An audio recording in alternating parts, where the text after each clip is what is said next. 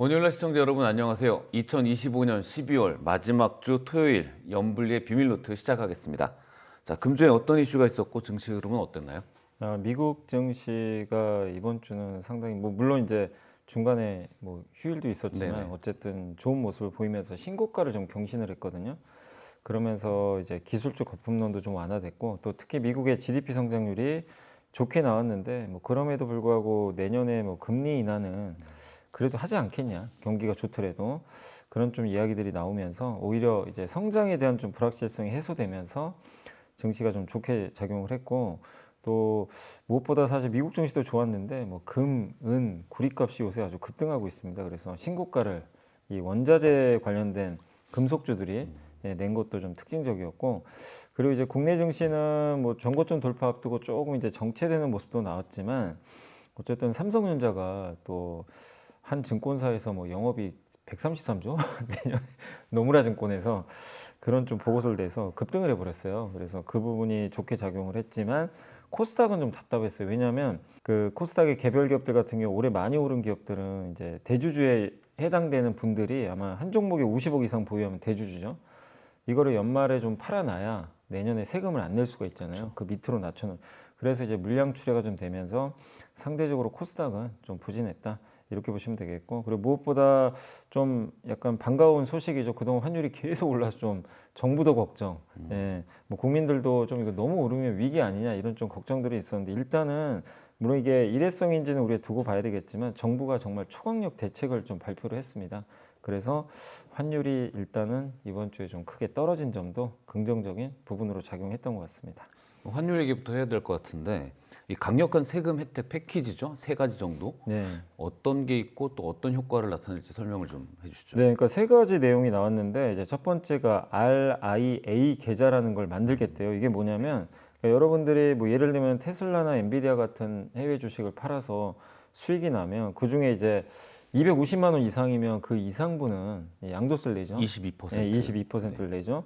근데 그때 팔았을 때 그 판돈을요, 그냥 RIA라는 계좌가 이제 특수 계좌인데 여기로 송금을 하는 거예요. 일단 이 판 돈을. 그래서 그 돈으로 만약에 국내 주식을 샀다, 삼성전자나 현대차 같은 걸 사면 그거를, 근데 물론 단타하면 안 되고 1년 이상은 좀 보유해야 되는. 국내 주식을 산 다음에 1년 이상 예, 보유하면 이게 묶어놓으란 얘기죠. 어떻게 네. 보면 이것도 팔고 또 나가면 안 되니까. 그래서 장기 보유를 하게 되면 주식 팔 때, 물론 이게 세부 조건 아직 갖춰지지 않은데 양도세를 전면 비과세할 수도 있고요. 금액에 따라서 약간은 차등으로 할 수도 있고, 그 조건은 안 정해졌는데 어쨌든 세금을 안 내게 해주겠다, 아니면 깎아주겠다, 이런 이제 계좌라고 합니다. 그래서 이거를 만들겠다고 했는데, 어쨌든 해외 주식의 최대 단점이 미국 할 때 양도세를 내야 되잖아요. 그렇죠. 이 부분이 해소될 수 있다 보니까 일단 이것도 되게 파격적이라는 좀 반응이 나왔고, 그다음 두 번째가 개인 투자자가 보통 연기금이나 기관 투자자들이 환해지를 하거든요. 근데 개인들 하기가 좀 어려워요. 근데 개인도 할 수 있는 그런 환해지 상품을 도입을 하겠다. 근데 환해지를 하게 되면 어쨌든 달러 공급이 이제 증가할 수가 있기 때문에 이 부분도 환율에는 하락 요인이고, 또 세 번째가 해외 자회사들 수입, 그러니까 해외 예를 들면 현대차가 미국 공장에서 돈을 벌어서 국내로 들어올 때 그게 입금 불산일률이라고 있는데, 그러니까 세금 계산해서 그 수익에서 빼준다는 얘기예요. 그게 95%예요. 그러니까 100억을 갖고 오면 95억은 빼줘요. 지금도? 네, 근데 5억 남죠. 이 5억이 남는데 이거는 어쨌든 법인세를 부과합니다. 이 부분은 세금을 부과해요. 100%는 아니죠. 근데 이거를 아예 100%로 다 상해해줘 버리겠다. 세금 안 내도 되게? 세금 안 내도 된다. 그러면 이제 아무래도 해외에 있는 달러를 한국으로 가져와도 세금 부담이 없잖아요.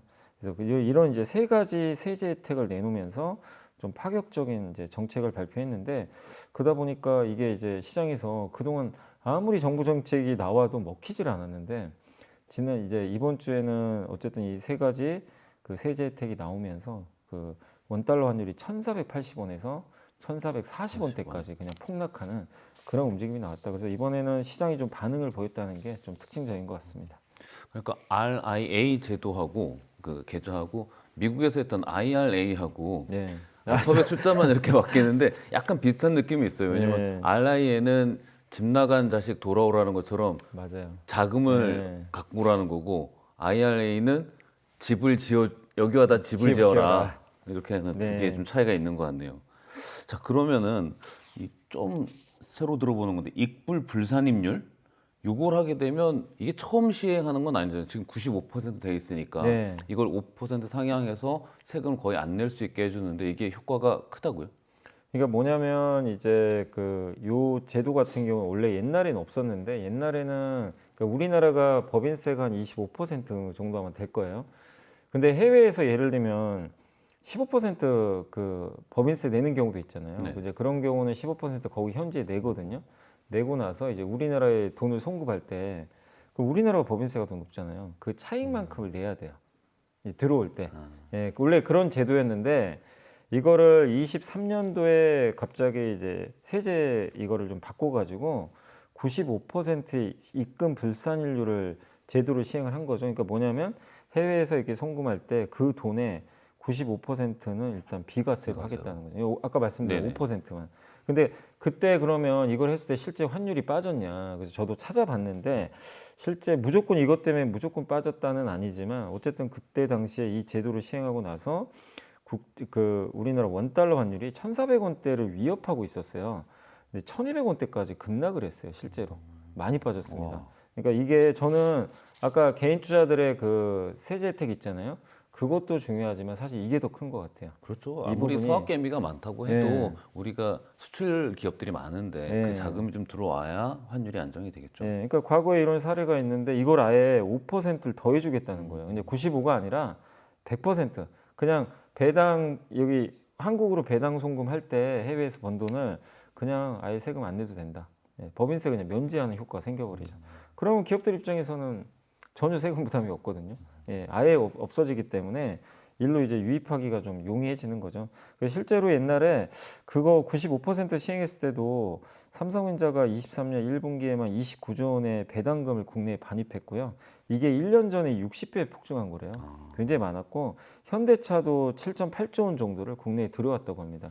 그러니까 많은 기업들이 이렇게 좀 시행이 된다면 결국엔 좀 뭐 적은 돈이라도 어쨌든 이 국내로 달러를 가져오는 거죠. 지금 핵심은 뭐냐면 그러니까 정부가 이번 대책을 하는 이유는 달러가 유출돼서 그런 거잖아요. 기업이나 지금 개인들이 이거를 그럼 다시 가져오게 만들자. 이 정책이 그러니까 거기서 나온 게 이제 이런 세제 혜택을 주자. 그러니까 인센티브를 주겠다는 거죠. 그래서 이렇게 하는데 어쨌든 시장에서는 이게 효과가 있을지는 우리가 두고 봐야 되겠지만 환율이 떨어진 거 보면은 일단은 요 효과에 대해서는 좀 긍정적으로 시장이 평가하고 있는 거 아닌가 이렇게 생각은 하고 있습니다. 지금 미국 증시는 좀 괜찮은 것 같은데 S&P 500이 사상 최고치 경신하기도 했고요. 한동안 부진했던 게 다시 살아나는 배경은 뭐가 있을까요? 일단 이제 12월에 금리 인하한 게 좀 컸고요. 그게 이제 유동성을 좀 해소시켜줬고 올해 내년이죠. 내년에도 한 번에서 두 번 정도 인하는 더 하지 않겠냐.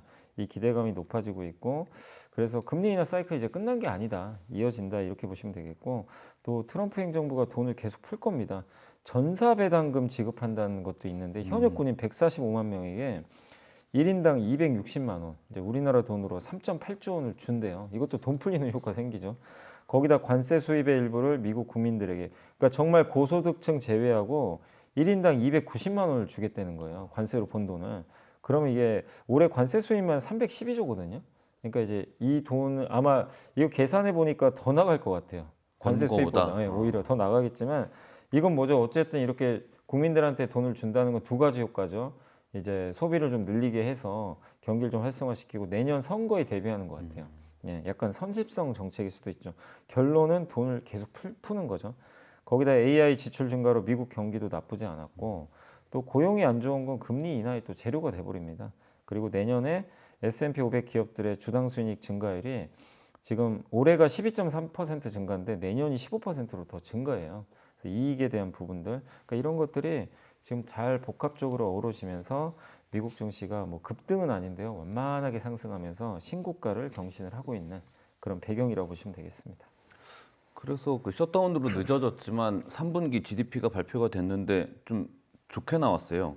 네. 반면에 소비자 신뢰 지수는 떨어지고 네. 이게 좀 상반된 상황인데 네. 경기를 어떻게 이해하는 거죠? 그러니까 미국의 3분기 GDP 성장률이 그 4.3인데 예상이 3.3이니까 높게 나왔고 2년 만에 최고치거든요. 근데 특히 개인 소비가 되게 좋았고요. 3.5% 증가했고 수출이 정말 큰 역할을 했어요. 수출이 8.8%. 그리고 2분기가 마이너스였거든요, 수출이. 그리고 수입은 또 반대로 감소. 근데 이게 이유가 있는 게 약간 관세 부분에 대한 부분이 있어요. 왜냐하면 4월 2분기 때 한참 관세 전쟁 펼쳐졌죠. 아, 그래서 미리 다- 미리 다 수입해 놓은 거예요. 근데 이제 3분기에 수입을 굳이 늘릴 필요가 없었고, 그냥 수출이 그때 잘 안 됐죠. 막 이렇게 서로 막 공격하고 막 이러다 보니까. 근데 수출이 이제 3분기에 또 재개된 거고. 그러다 보니까 사실 수출 증가, 수입 감소 효과가 컸고 또 정부의 지출 증가, 또 AI 투자에 따른 기업들의 투자 이런 것들이 좀 좋았습니다. 그래서 3분기에 어쨌든 GDP는 깜짝 놀라울 정도의 어떤 수치를 냈지만 4분기는 안 좋을 거예요. 왜냐하면 셧다운 때문에 10월부터 셧다운 들어갔잖아요. 그래서 4분기는 근데 이거를 또 시장이 모르는 건 아니다 보니까 그래서 일단 GDP만 보면 미국 경기가 지금 현재까지는 되게 괜찮아요. 소비도 단단한 것 같고 근데 소비자 신뢰 지수는 지금 소비자한테 물어보는 거잖아요. 그렇죠. 그러니까, 어떻게 느끼냐, 앞으로 맞아요. 어떻게 될 것 같냐. 맞습니다. 그 심리는 되게 안 좋아요. 이해가 잘 안 가요. 지표는 다 좋은데 그럼 예. 신뢰도가 떨어지는 거죠. 근데 왜냐하면 지금 미국 경기를 이끄는 건 AI 관련 기업들도 있죠. 시총 네. 큰 그것도 있고요. 고소득층이 이끌어요. 소비도. 고소득층은 자산값이 또 올라야 막 주식시장 오르니까. 그렇죠. 그러니까 고소득층이 주로 주식 투자하거든요. 그러니까 여기 중산층 이하의 좀 서민층은 주식 투자를 거의 안 한대요. 할 여력도 없고. 그러니까 그들이 느끼는 체감은 지금 너무 안 좋아요. 물가는 예전보다 높죠. 그렇죠. 예. 그렇다고 소득이 뭐 크게 느는 것도 아닌 것 같고. 그리고 해고도 좀 많고. 이러다 보니까 실업률도 되게 높았죠. 이번에 4.6%. 그러니까 한마디로 이게 K자의 양극화라 그러죠. 이 위쪽은 좋아요. 이렇게 되는 거. 밑은 계속 안 좋아지는 거. 그게 소비자 신뢰 지수 이제 그걸 반영하는 거야. 그래서 어떻게 보면 연준 입장에서는 이게 윗물을 보면 금리를 내릴 필요는 없는데 밑을 보면 안 내릴 수 없는 그런 딜레마인데 근데 지금 분위기상으로는 어쨌든 아래를 신경 안 쓸 수 없다 보니까 결국에 이제 미국 경기 GDP만 보면 좋은 수치지만 소비자 신뢰 지수를 보면 금리 인하 사이클은 이어지겠구나. 이런 좀 그림이 나왔고 다만 1월에는 금리 인하는 안 할 겁니다. 1월 확률은 15%밖에 안 돼요. 근데 아마 내년 6월, 내년 아마 12월 정도 이렇게 2번 정도 인하하는 거는 큰 문제는 아닌 것 같아서 시장은 그걸 예상을 하고 있기 때문에 이번 지표에는 오히려 GDP 좋네 이렇게 좀 긍정적으로 반응을 했던 것 같습니다. 아, 내년 예측도 뭐 3, 4월이 아니라 6월과 6월로 12월 정도. 예상하고 있어요. 아. 예. 자, 비만 치료제 시장이 새로운 국면을 맞은 것 같습니다. 이제 드디어 경구용 비만 치료제를 노보노디스크가 FDA 승인을 받았는데 이제 게임 체인저라고 봐야 되겠죠? 그래서 당분간은 게임 체인저가 될 수 있는데 어쨌든 일라이 릴리도 반격을 준비해서 둘 중에 누가 이길지는 또 계속 가봐야 되는데 어쨌든 내용은 되게 좋은 게요. 체중 감량이 그냥 우리 주사형하고 비슷해요. 주사형이 15에서 17% 감량하는데 이게 알약 형태인데 16.6%를 빼버린 거예요. 보통 알약은 주사제보다 효능이 떨어진다고 알려졌죠. 보통 10%안 된다고 알려졌는데 그러니까 이번에 노보노디스크에 이거는 굉장히 좋은 지표가 나왔고 FDA가 승인했고 그냥 하루에 하나를 먹으면 됩니다. 가격도 되게 파격적이라고 합니다. 월 21만 원 내고 복용을 하면 된대요. 근데 이제 초기니까 마케팅을 하겠죠. 근데 다만 이 단점이 있어요. 그 뭐냐면은 먹는 게 좀 까다롭다고 합니다. 반드시 기상 직후에 완전 공복 상태에서 물 반컵 이하와 함께 복용하고 먹고 나서 30분 동안은 다른 음식을 복용하면 안 된대요. 그것 때문에 살이 빠지는 거 아니에요? 그런가? 맞아요. 아 그럴 수도 있겠네. 스트레스와 아침에 먹던 거 못 먹고. 아침에 나 이거 못 먹어야 되네. 그러니까 이게 약간 근데 좀 제약이 있잖아요. 그렇죠. 근데 일라이 릴리가 만드는 경구형은 다르대요. 아, 이런 조건이 없대요. 그냥 먹어도 먹고 상관이 다른 거 없네. 먹어도 되고. 그걸 좀 근데 아직은 개발 중이니까 임상이 끝난 건 아니니까. 그러니까 내년 출시하는 게 이제 일라이 릴리는 요거를 내년 출시 목표. 그래서 둘이 이제 맞붙을 텐데 아무래도 일라이 릴리가 만약 이걸 출시해 버리면 그렇죠. 유리하겠죠 또. 또 편하니까. 네. 그래서 후발주자긴 하지만 일라이 릴리의 반격도 있고 근데 그래서 노보노디스크도 일단 출시는 먼저 했는데 선점은 하겠지만 일라이 릴리처럼 복용 편의성을 높이는 걸 또 출시를 해야 될 것 같아요. 그래서 결국 지금 둘 간의 싸움은 앞으로도 계속 이어지지 않겠냐. 소비자는 좋죠. 그렇죠. 드디어 알약이 나오니까 정말 이제 편리해질 것 같습니다. 소비자는 좋고 투자자들은 힘들어요. 뭘 어디가 좋을지 모르니까. ETF 하면 되죠. ETF. 그렇구나. 네네. ETF가 있었습니다. 네. 네. 자, 요즘에 주가보다 더 뜨거운 자산이 금운동이죠. 금운동. 네, 맞습니다. 뭐 1979년 이후 상승 최고의 상승률까지 기록했는데 이렇게 질주하는 이유가 뭘까요? 뭐 올해 금값 오른 건 다들 알고 계실 거고 은이 정말 놀랍습니다. 은도 정말 미친 듯이 올라가지고 올해 150% 올랐어요.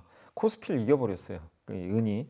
그다음 구리도 많이 올랐고. 근데 이렇게 오른 이유는 이제 이게 하나가 아니라 다 복합적이죠. 일단 금리 인하를 3번 했죠 올해. 금리 인하하다 보니까 아무래도 이제 이자 수익은 줄 텐데 비이자 자산이잖아요. 그렇죠. 이게 그래서 그런 부분들이 좀 매력적으로 좀 작용했고 달러도 사실 우리가 원달러 환율이 올라가서 체감을 못하는 거지 달러는 올해 그 연초 대비 10%나 빠졌어요. 달러 인덱스가 내려갔죠. 네, 이게 1973년 이후 최악이에요. 그러니까 달러가 이렇게 연간 많이 빠진 거는 거의 지금 50년 만에 처음이라고 합니다. 그러니까 달러 값이 급락했기 때문에 이것도 당연히 달러 대체제 수요가 있었고 그 다음에 최근에 베네수엘라 유조 선박 압류하고 봉쇄하는 거, 중동 긴장, 지정학적 불확실성 계속 이어졌죠. 거기에 중앙은행이 급매입하는 거 하루 이틀 일이 아니죠. 계속 내년에도 이어질 것 같고 그래서 지금 차익 실현이 일부 나오고 있지만 추세 자체는 이런 조건들이 바뀐 게 없거든요. 그래서 꾸준히 이어지고 있고 그래서 내년에 금값 5,000달러 가는 거 아니냐 뭐 이런 얘기까지 나온다고 하고 또 마지막으로 그 전통적인 우리가 보통 포트폴리오 짤 때 6대4 포트폴리오예요. 주식 6, 그렇죠. 채권 4. 이게 바뀌었대요. 주식 50, 채권 30, 대체 자산 20. 근데 사실 요즘 채권 보면 네. 3위가 바뀌어도 될 것 같은 맞아요. 느낌이에요. 네, 오히려 막 금이나 오히려, 은, 금이 더 예. 좋으니까. 그래서 이걸로 이제 포트폴리오를 뭐 개인도 그렇지만 기관도 바꿔버리는 거죠. 이 실물 자산에 대한 수요가 증가하는 거. 네, 그래서 이런 부분들이 가미돼 있기 때문에 이게 어느 시점에서 또 제가 말씀드린 이런 조건들이 바뀌면 급락할 거예요. 근데 그게 안 바뀐다면 지금 너무 올라서 좀 단기 조정은 나오겠지만 숨고르기 후에는 또 뭐 금 기준으로 5천까지도 갈 수 있기 때문에 계속해서 우상향하는 구조로 일단 아직은 좀 바라보는 게 맞는 것 같습니다. 아, 금광주도 많이 올랐네요. 네, 그러니까 보통 이제 금값이 오르면 금강주, 구리광산 뭐 이런 쪽인데 대표적인 회사가 이제 뉴몬트 금강주, 그다음 구리광산 회사가 프리몬트 맥모란이라고 있습니다. 네, 그런 기업들도 우리가 이제 간접적으로 투자할 수 있는 어떤 기업이 아닌가 이렇게 좀 보고 있습니다. 이게 재밌는 게 금값이 올라가는 것보다 금값이 올라가면 금광주가 훨씬 더 많이 올라가는 것 같아요. 변동성이 훨씬 커요. 그러니까 이게 예. 이쪽이 10% 올라도 이쪽은 고정비니까 맞아요. 더 이익이 커지니까 예. 빠질 때 또 마찬가지로 빠지면 많이 이제 빠지지만 반대로 엄청난 데미지가 네, 있습니다. 투자를 유의해서 네. 투자를 해야 될 것 같습니다. 자, 지난주 금요일 BOJ 열렸는데 금리 인상을 예상대로 했습니다. 근데 엔화 가치는 하락을 했어요. 모두가 아는 악재는 더 악재가 아니다. 이런 말이 떠오르는데 일본 상황 설명해 주시죠. 이번에도 이게 공식이 맞았던 게 한 달 전부터 이제 일본이 금리 인상하면 어떡하냐, 엔캐리 트레이드 나온다, 증시 급락 이 얘기가 정말 많았는데 막상 뚜껑 열었더니 금리 인상했습니다. 누가 그렇게 표현하더라고요. 계속 누가 뒤통수 때릴 것 같아서 계속 쳐다보면 절대 안 맞는다고. 맞아요. 그런 느낌이에요. 네. 그래서 막상 그날 증시가 급등해 버렸어요. 일본도 급등하고요. 엔화는 오히려 이게 엔화 값이 오른 게 아니라 빠져버렸습니다. 그 이유가 뭐냐면 금리 인상을 일단 했는데 하긴 할 거예요. 내년에도 한다고는 했는데 시장이 예상하는 건 뭐냐면 이제 BOJ에서 나왔던 내용들을 좀 종합해 보면 아 금리 인상 속도를 되게 느리게 하겠구나. 빠르게 한다는 게 아니고 연속적으로 하는 게 아니고 작년 8월에는 왜 놀랐냐면요. 아니 BOJ가 예고도 안 하고 금리 인상을 해버린 거예요. 갑자기. 그러니까 이제 엔캐리가 술렁, 청산돼가지고 난리가 났었는데 이번에 사실 다 예고가 돼 있었던 거죠. 그래서 금리 인상은 앞으로 일본이 한 번에서 두 번은 더 할 거예요. 지금 정책 금리가 0.75인데 일본이 생각하는 중립금리의 하단이 1%거든요. 그러니까 무조건 한 번은 더 합니다. 더 하는데 이거는 또 모르는 게 아니에요. 다 알고 있고. 근데 한 번 더 올리는 속도를 늦출 것 같아요. 그래서 NH투자증권에서 나왔던 자료에 뭐가 있냐면 기존의 기준금리 인상 간격이 5개월이었대요. 5개월에 한 번씩 이렇게 했는데 이번이 10개월이었어요. 10개월 만에 했는데 이렇게 따지면 내년에 금리 인상하면 4분기 할 가능성이 높죠. 그러니까 금리 인상 간격이 점점 벌어지는 거예요. 그러니까 천천히 한다는 얘기죠. 이러다 보니까 엔화 값이 오히려 반대로 그 하락하고 주식시장은 이게 금리 인상을 해도 되게 늦게 하네. 그러니까 이제 충격을 덜 받는 거죠.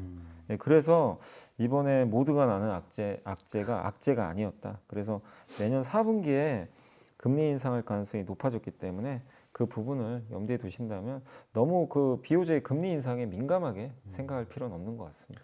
요즘 같을 때 특히 거시경제 공부를 좀 더 해보고 싶다는 생각이 드는 게 예. 미국 같은 경우에는 이거 양적 완화 아니야라고 하면서 돈을 풀면서 네. 발언은 매파적으로 하잖아요. 맞아요. 일본은 금리를 인상하면서 비둘기적인 발언을 해요. 맞아요, 그렇게 맞아요. 세게 인상할 것 같지는 않아. 뭐 이렇게 네. 같은 시기에 각 나라가 처해 있는 상황에 따라서 맞습니다. 경제 정책이 이렇게 상반되게 가네요. 네. 자, 좀 놀라운 뉴스가 하나 있었죠. 엔비디아가 역사상 가장 큰 금액인 26조 원 투입해갖고 그록을 인수했다고 발표했습니다. 더군다나 이 회사의 반도체를 삼성 파운드리가 제조한다 이런 뉴스가 나왔는데 어떤 의미가 있을까요? 저는 이제 그록이라는 얘기가 나와서 테슬라 회사 그건가? 그 XAI의 네. 그건 줄 처음에는 이름만 아. 보고 전 그록이라는 회사를 몰랐거든요. 근데 딱 봤더니 반도체 회사인 거예요. 반도체 구글 TPU 개발진이 만든 그 세상에서 가장 빠른 AI 추론칩 만드는 스타트업 기업이라고 합니다. 그래서 요거 구글 칩 만들었던 그 엔지니어 조나단 로스가 설립한 기업이래요. 근데 이게 여기서 이제 뭐가 핵심이냐면 저도 되게 이번에 그 뉴스 보면서 알았는데 LPU라는 단어가 있더라고요. 구글은 TPU잖아요. 네. 그다음에 엔비디아는 GPU고 LPU는 앞에가 랭귀지예요. 예, 그래서 한마디로 어떻게 보면 이제 언어 모델을 이제 집중적으로 추론하는 그런 반도체라고 보시면 되겠는데 학습용은 아니고요. 추론용입니다. 추론에 거의 특화되어 있는데 정말 그 빠르대요, 속도가. 그래서 여기는 HBM이 안 들어가요. 안 들어가고 SRAM이라는 걸 탑재한대요. SRAM은 뭐냐? D램도 있고 SRAM도 있는데 D램은 일단 이제 전기를 켜고 계속해서 세로 고침이라는 이 버튼을 눌러줘야 되거든요. 그러면 얘가 계속 데이터를 만들어내요. 보내주는데 SRAM은 전원만 있으면 돼요. 같은 D램 계열은 맞는데 전원만 있으면 그 데이터가 계속해서 주고받을 수 있는 그런 좀 조건을 좀 갖추고, 그러니까 한마디로 데이터를 전원이 켜지는 이상은 그냥 계속 자기가 계속. 기억을 하고 있어요. 네. 그러다 보니까 속도가 굉장히 빨라요. 빠른데 다만 복잡하고 가격이 좀 센 편입니다. 그래서 이거를 대중화하기는 좀 쉽지 않았던 거죠. 근데 LPU에는 이게 LPU가 뭐 수요가 많았던 건 아니잖아요. 그러다 그렇죠. 보니까 SRAM을 넣어버린 거예요. 여기다가. 그래서 요걸 가지고 이제 그 LPU를 만들어서 지금 이제 계속 사업을 좀 확장하고 있는 그런 기업 중에 하나인데, 어쨌든 챗 GPT와 같은 거대 언어 모델이 이제 답변 생성할 때 사람의 읽는 속도보다 훨씬 빠르게 이렇게 실시간 반응 속도를 구현해낼 수 있기 때문에 추론 시장에서 어떻게 보면 구글의 TPU를 견제할 수 있는, 딱 그 모델이겠네요. 그러니까 이제 엔비디아가 인수한 이유가 딱 여기서 드러나는 거죠. 기술 사람 가지고 네, 와서 맞습니다. 그러니까 왜냐하면 GPU가 단점이 AI 전용은 아니거든요. 모든 걸 다 이렇게 학습하는 건데 추론에서는 오히려 TPU가 좀 특화되어 있는데 여기에 LPU를 같이 이제 접목을 해버리면 구글은 이제 그 엔비디아 막강한 그런 이제 포트폴리오 구축하게 되는 거죠. 그래서 이제 이번에 200억 달러 투자해서 그lok의 자산과 인력을 흡수를 하게 되고, 그래서 추론 시장까지 장악하겠다. 또 거기다가 이 HBM 공급비 너무 어렵잖아요. 뭐 네. 가격도 비싸고 HBM 안 써도 되거든요. 그 점이 하나가 있고, 또 거기다가 아까 말씀하신 대로 인재를 흡수할 수 있죠. 구글 핵심 인력을 이제 가져오는 그렇죠. 거예요, 결론적으로. 예, 그런 이제 설계 인력까지 흡수하게 되면 젠슨화 입장에서 26조 뭐가 비싸냐. 그렇죠. 예, 나는 5천조짜리 회사인데 약간 이렇게 생각을 하는 것 같아요. 그래서 이번 딜은 상당히 좀 긍정적이지 않겠냐라는 그런 평가가 있는데, 근데 여기서 더 놀라운 사실이 하나 더 있는 게, 저도 이제 이렇게 찾다 보니까 이 내용 중에 그록의 LPU는 삼성 파운드리에서 만들었대요. 아, 이게 예전부터? LPU가 이거를 TSMC가, 우리가 대부분 TSMC라고 생각하잖아요. 이런 거는 옛날부터 이게, 근데 규모가 작다 보니까 아마 삼성한테 맡긴 것 같아요. 삼성이 만들었고 지금도 만드는지는 잘 몰라요. 그건 한번 확인해 봐야 되는데 어쨌든 삼성이 만들었다면 이것도 엔비디아 또 밸류체인에 들어가는 거니까 삼성한테는 또 좋은 뉴스 아닌가 이런 생각이 듭니다. 정말 삼성전자의 내년 영업이익이 얼마라고 하시죠 아까? 133조. 저도 지금 상상이 안 갑니다. 호재가 많이 있는 것 같아 네. 보입니다. 자, 이번 주 외국인 기관 개인들 매수 종목과 상승한 업종 정리해 보겠습니다. 먼저 이번 주 외국인들이 많이 매수한 주식 10개 종목을 알아보겠습니다.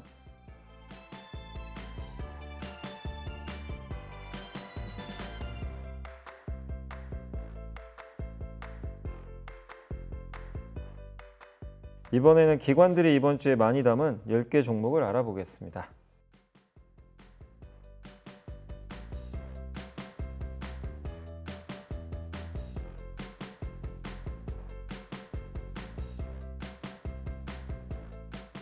이번에는 개인들이 이번 주 가장 많이 산 주식 10개 종목을 살펴보겠습니다.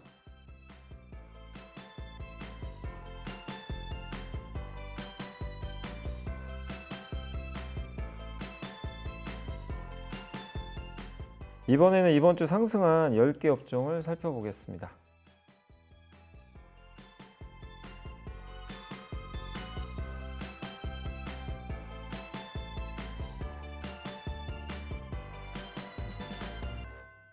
네, 상승한 업종 중에서 좋은 흐름이 더 이어질 만한 곳이 어딜까요? 일단 이제 좀 가장 좋았던 거는 뭐 우주나 로봇 쪽이긴 했는데 그래도 저는 좀 반도체 대표죠. 여기가 이제 삼성과 하이닉스가 들어가 있는 건데 뭐 이 구조가 좀 당분간 이어질 것 같아요. 뭐 아까도 이제 영업이익 133조 네. 얘기도 나왔고 그래서 이 당분간 좀 삼성이 좀 이끄는 그런 흐름들이 나올 것 같아서 반도체 대표죠 한번 보시면 좋겠고 또 최근에 철강주도 조금 올라왔어요. 좀 부진했던 업종인데 철강 또 은행 업종들 특히 이제 은행 업종은 배당 기대도 있고 하니까 괜찮아 보이고 철강은 또 내년도에 업황 개선 기대감이 있는데 주가 상당히 못 갔거든요. 그래서 또 최근에 현대제철이 이제 미국에 투자한다고 공시까지 냈거든요. 그래서 그런 걸 본다면 이미 최악은 지났기 때문에 조금 더 반등은 나오지 않겠냐 이렇게 생각하고 있습니다. 그래서 반도체, 철강, 은행 업종 한번 주목해 보시면 좋겠습니다. 이 우주 관련해서 스페이스X 상장이 뜨거운 관심인데 네. 대략 언제쯤으로 예측이 돼요? 내년 하반기라고만 했어요. 일론 머스크. 그래서 대부분은 내년 4분기 할 걸로 좀 예상을 하고 있더라고요. 근데 이제 워낙 그 단위가 1,000조 원이 넘는 회사다 보니까 그게 그렇게 계획대로 한 번에 될지 그건 좀 지켜봐야 되겠고 주식시장에도 되게 부담되거든요. 너무 큰 회사가 상장하니까. 그래서 내년 일단은 계획은 아마 4분기 정도 이렇게 좀 잡혀 있지 않나 이렇게 생각은 하고 있습니다. 아, 부담이 된다는 거는 값이 비싼 물건이 나오니까 다른 거 사던 공급이 사람들이 늘잖아요. 이쪽으로 주식 옮길 수 공급이 있고. 늘죠. 예, 그러니까 우리가 보통 보면 미국을 좋게 생각하는 게 소각을 많이 하죠. 주식 수가 줄어요. 아, 근데 여기는 1,000조짜리가 들어오면 전체 주식 수가 늘어나요. 늘어나니까. 그러니까 그거는 좀 악재죠, 사실.